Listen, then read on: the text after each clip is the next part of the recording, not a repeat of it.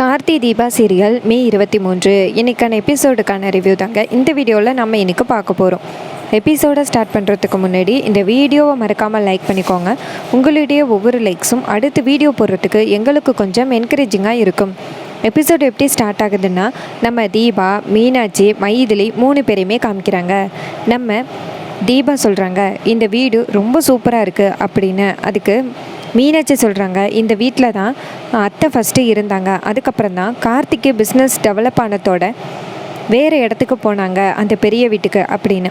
அப்போ மைதிலி சொல்கிறாங்க, என்ன தான் இருந்தாலும் அந்த பெரிய வீட்டோடு ஒப்பிட முடியாது, அந்த பெரிய வீடு ரொம்ப பெருசு, இது கொஞ்சம் சின்னமாக இருக்குது அப்படின்னு. அப்போ மைதிலி சொன்னதை கேட்டுட்டு மீனாட்சி சொல்கிறாங்க, இந்த வீட்டிலேருந்து தான் ஃபஸ்ட்டு பிஸ்னஸ் டெவலப் ஆணுச்சு, அத்தை இந்த வீட்டை ராசியான வீடுன்னு சொல்லுவாங்க அப்படின்னு.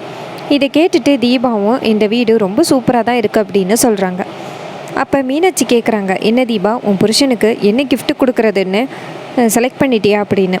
அப்போ தீபா சொல்கிறாங்க, அதாங்க்கா இன்னும் நான் சூஸ் பண்ணலை, உங்களுக்கு ஏதாவது தெரிஞ்சிச்சுன்னா சொல்லுங்களேன் அப்படின்னு. அதுக்கு மீனாட்சி சொல்கிறாங்க, இங்கே பாரு, எனக்கு வெட்டிங் ஆனிவர்சரி நடந்திருந்தால் தானே தெரியும் என்ன கிஃப்ட்டு கொடுக்கணும்னு, எனக்கு தான் அந்த மாதிரி எதுவுமே நடக்கலையே அப்படின்னு.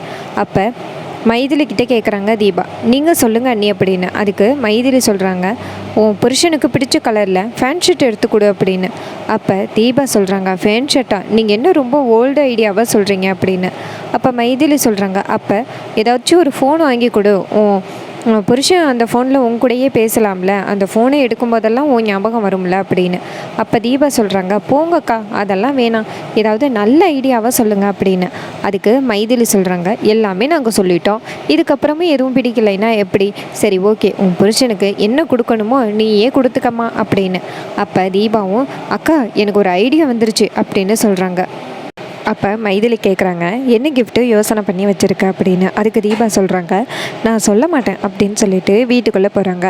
இதை பார்த்துட்டு நம்ம மீனாட்சி சிரிக்கிறாங்க, பாத்தியாடி இவ்வளோ நேரம் நம்மக்கிட்ட என்ன கிஃப்ட்டு கொடுக்கணும் அப்படின்னு கேட்டுட்டு இப்போ நம்மக்கிட்ட சொல்லாமல் போயிட்டுருக்கா பாத்தியா அப்படின்னு. இது கேட்டுட்டு மைதிலியும் சிரிக்கிறாங்க. அதுக்கப்புறமா அந்த ரம்யாவை காமிக்கிறாங்க. ரம்யா வீட்டில் யோசனையாக இருக்காங்க. ரம்யாவோட அப்பா கேட்குறாரு, என்ன ரம்யா ஒரே யோசனையாக இருக்க அப்படின்னு. அதுக்கு ரம்யா சொல்கிறாங்க, இது மாதிரி தீபாவோட வெட்டிங் ஆனிவர்சரி வருதில்ல, அவளுக்கு என்ன கிஃப்ட் கொடுக்குறதுன்னு தெரியல, அதான் யோசனை பண்ணிக்கிட்டு இருக்கேன் அப்படின்னு. அதுக்கு ரம்யாவோட அப்பா சொல்கிறாரு, இங்கே பாரு, நீ முன்ன பின்ன யாருடையாவது ஃபங்க்ஷனுக்கு போயிருந்தா தானே உனக்கு தெரியும் அப்படின்னு. அப்போ ரம்யா சொல்கிறாங்க, அப்பா அதை பற்றியெல்லாம் நான் எதுவும் கேட்கல, தீபாவுக்கு என்ன கிஃப்ட் கொடுக்குறதுன்னு கேட்டேன் அப்படின்னு. அதுக்கு ரம்யாவோட அப்பா சொல்கிறாரு, இங்கே பாரு, உன் விருப்பம், அவளுக்கு என்ன வாங்கி கொடுக்கணும்னு தோணுதோ யோசனை பண்ணி வாங்கி கொடு, கிஃப்ட் ஷாப்புக்கு போனேன்னா உனக்கே ஒரு ஐடியா வரும் அப்படின்னு. இது கேட்டுட்டு ரம்யாவும் சரி அப்படின்னு சொல்லிட்டு கிஃப்ட் ஷாப்புக்கு கிஃப்ட் வாங்குறதுக்காக போகிறாங்க. இன்னொரு பக்கம் நம்ம தீபா நேராக கிஃப்ட் ஷாப்புக்கு கிளம்புறாங்க. இன்னொரு பக்கம் நம்ம ரம்யா நேராக ஷாப்புக்கு போயிட்டு அங்கே உள்ளவங்க கிட்ட இருக்கிறதுலையே நல்லா காஸ்ட்லியான கிஃப்டை காமிங்க அப்படின்னு சொல்ல அவரும் கொண்டு போய் காமிக்கிறாரு. அப்போ ரம்யா ஒரு ராமனும் சீத்தையும் இருக்கிற ஃபோட்டோவை பார்க்குறாங்க. பார்த்துட்டு அதை எனக்கு பேக் பண்ணி கொடுங்க அப்படின்னு சொல்ல அவர் பேக் பண்ணுறாரு. அப்போ ரம்யா கிட்ட 5000 கேட்குறாரு. ரம்யாவும் 5000 கொடுக்குறாங்க. அந்த நேரம் அதே கடைக்கு நம்ம தீபா வராங்க. தீபாவை பார்த்ததோட ரம்யா ஷாக் ஆகுறாங்க. ரம்யா, நீங்கள் எங்கே அப்படின்னு தீபா கேட்குறாங்க. அப்போ ரம்யா சொல்கிறாங்க, நான் கிஃப்ட் வாங்க வந்தேன் உன்னுடைய ஆனிவர்சரிக்கு அப்படின்னு. இது கேட்டுட்டு தீபா சொல்கிறாங்க, ஓ அப்படியா, சரி அப்படின்னு சொல்கிறாங்க. அப்போ ரம்யா கேட்குறாங்க, நீ எங்கே இங்கே அப்படின்னு. அதுக்கு தீபா சொல்கிறாங்க, நான் என்னுடைய ஹஸ்பண்டுக்கு கிஃப்ட் வாங்க வந்தேன் அப்படின்னு. அப்போ ரம்யா கேட்குறாங்க, கிஃப்ட் வாங்க வந்தியா அப்படின்னு. அப்போ தீபா சொல்கிறாங்க, ஆமாம், அவருக்கு ஸ்பெஷலான கிஃப்ட் ஒன்று கொடுக்கணும், அதனால தான் நான் ஒரு ஐடியா வச்சுருக்கேன் அப்படின்னு சொல்லிட்டு அபிராமியோட ஃபோட்டோவையும் ஒரு சின்ன வயசு ஃபோட்டோவையும் காமிக்கிறாங்க. அப்போ ரம்யா கேட்குறாங்க, அந்த சின்ன பிள்ளை யார் அப்படின்னு. அப்போ தீபா சொல்கிறாங்க, இதுதான் என்னுடைய ஹஸ்பண்ட், அவருடைய ஃபோட்டோவையும் அவங்க அம்மாவோட ஃபோட்டோவையும் தான் ஒன்றா மெர்ஜ் பண்ணி கொடுக்க போகிறேன் அப்படின்னு. அப்போ ரம்யா சொல்கிறாங்க, சூப்பர், தாட்ஃபுல்லாக கொடுக்குறியே அப்படின்னு. அப்போ தீபா கடைக்காரர்கிட்ட 2 ஃபோட்டோவையும் காமிச்சு இது ரெண்டுத்தையும் மெர்ஜ் பண்ணி கொடுங்க அப்படின்னு. அதுக்கு அவர் சொல்கிறாரு 1 hour ஆகும் அப்படின்னு. தீபாவும் சரி அப்படின்னு சொல்கிறாங்க. அதுக்கப்புறமா ரம்யா சொல்கிறாங்க, சரி தீபா, நான் கிளம்புறேன், உன்னுடைய ஃபங்க்ஷனுக்கு தான் வந்துக்கிட்டு இருக்கேன் அப்படின்னு. இது கேட்டுட்டு தீபாவும் சரி அப்படின்னு சொல்கிறாங்க. அதுக்கப்புறமா அந்த ஐஸ்வர்யாவையும் ரியாவையும் காமிக்கிறாங்க. 2 பேருமே ஒரு டீ ஷாப்பில் மீட் பண்ணுறாங்க. அப்போ ஐஸ்வர்யா சொல்கிறாங்க, இங்கே பாரு, என்ன நடந்தாலும் அந்த ரியாவும் அந்த ரம்யாவும் தீபாவும் நேருக்கு நேராக பார்த்துக்கக்கூடாது, அவங்க 2 பேருமே நேருக்கு நேராக பார்த்துக்கிட்டா நமக்கு பிரச்சனை ஆகிரும் அப்படின்னு. அதுக்கு ஐஸ்வர்யா ரியா சொல்கிறாங்க, சரி எப்படி அவங்கள வந்து வரவிடாமல் பண்ணுறது, நம்ம வேணும்னா அந்த ரம்யாவை ஆக்சிடென்ட் பண்ணிடுவோமா, ரவுடிகளை வச்சு கடத்திடுவோமா அப்படின்னு. அதுக்கு ஐஸ்வர்யா சொல்கிறாங்க, அப்படி பண்ணால் நம்ம கண்டிப்பாக மாட்டிப்போம், அது மாதிரியெல்லாம் பண்ணக்கூடாது அப்படின்னு சொல்லிட்டு ஐஸ்வர்யாவுக்கு ஒரு ஐடியா வருது. டக்குன்னு ரியா கிட்ட அந்த ஐடியாவை சொல்கிறாங்க. ரியாவும் சூப்பர், இதே மாதிரி பண்ணுவோம் அப்படின்னு சொல்கிறாங்க. அப்போ ஐஸ்வர்யா சொல்கிறாங்க, வெளியில் இருக்கும் பொழுது நான் பார்த்துக்கிறேன், வீட்டுக்குள்ளே வந்த பிறகு நீ என்ன பிளான் பண்ணணுமோ பண்ணிக்கா, ஆனால் நம்ம காய் நகர்த்துறது கரெக்டாக இருக்கணும் அப்படின்னு. இதை கேட்டுட்டு ரியாவும் சரி அப்படின்னு சொல்கிறாங்க. அதுக்கப்புறமா 2 பேருமே சேர்ந்து வீட்டுக்கு கிளம்புறாங்க.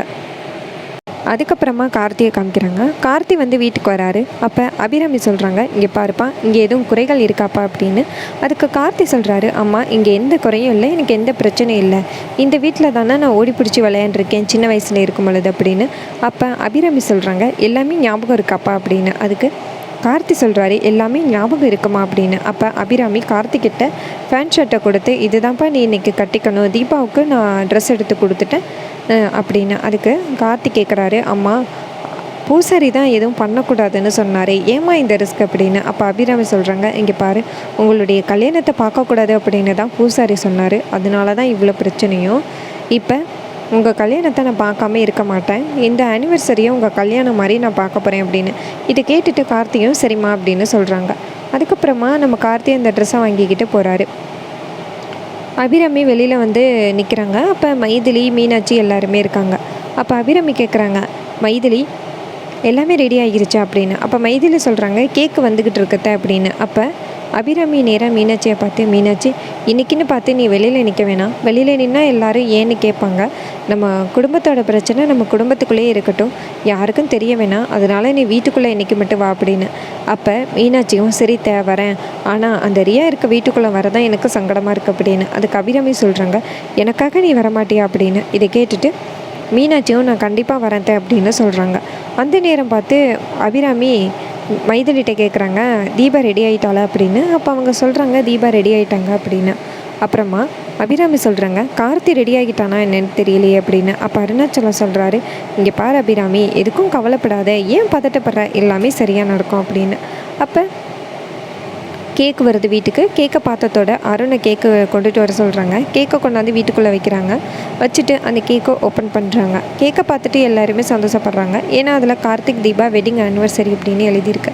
இன்னொரு பக்கம் நம்ம மைதிலி சொல்கிறாங்க, கேக்கை நம்ம எதிர்பார்த்ததை விட ரொம்ப சூப்பராக வந்து டிசைன் பண்ணி கொண்டு வந்திருக்காங்க அப்படின்னு. அப்போ அபிராமி சொல்கிறாங்க, ஆமாம் மைதிலி அப்படின்னு. ரொம்பவே இன்ட்ரெஸ்டிங்காக இன்றைக்கான எபிசோடை ஃபினிஷ் பண்ணியிருக்காங்க. நாளைக்கான எபிசோடை பற்றி தெரிஞ்சுக்கணும்னா இந்த சேனலை சப்ஸ்கிரைப் பண்ணிக்கோங்க. இது வரைக்கும் இந்த வீடியோவை பார்த்து உங்கள் எல்லாருக்குமே ரொம்ப நன்றி. அடுத்த வீடியோவில் பார்க்கலாம்.